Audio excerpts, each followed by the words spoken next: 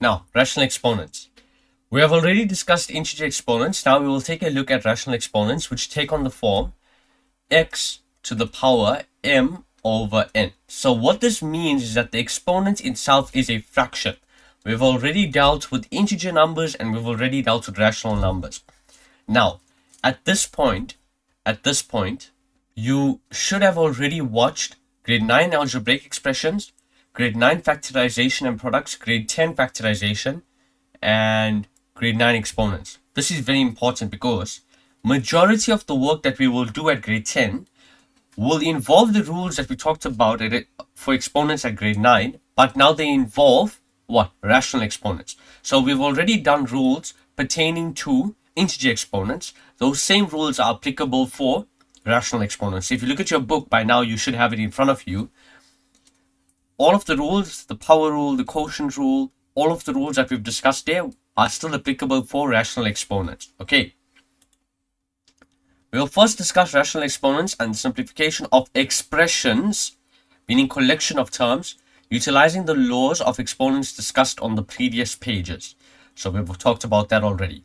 As we progress to the course, and I'm giving you some foresight what to expect at grade 11, we will link rational exponents with the topic of radical and roots and employ the rules of radicals and roots to solve expressions involving rational exponents. So that's something to come next year.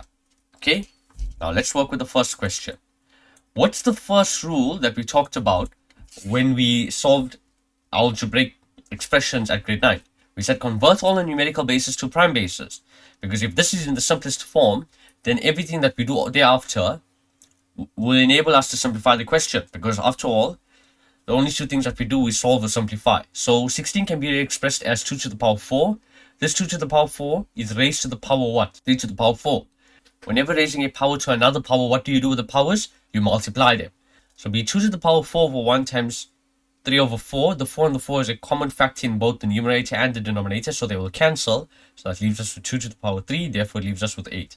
Right, so as I said here, now we can employ the power to the power rule. Remember, you may utilize any rule that allows you to simplify the expression, not necessarily the power to the power rule.